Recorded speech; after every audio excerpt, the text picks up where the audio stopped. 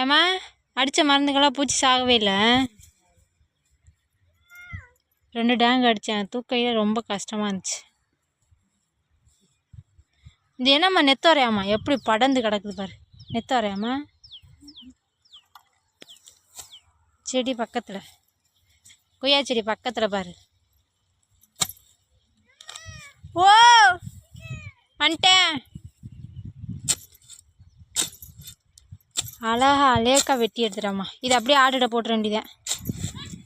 ஆட்டு இந்த இந்த இந்த பில்லில் கொஞ்சம் மண் இருக்க மாட்டிருக்குமா, அதாம்மா ஆடு திங்க மாட்டேன்னுது.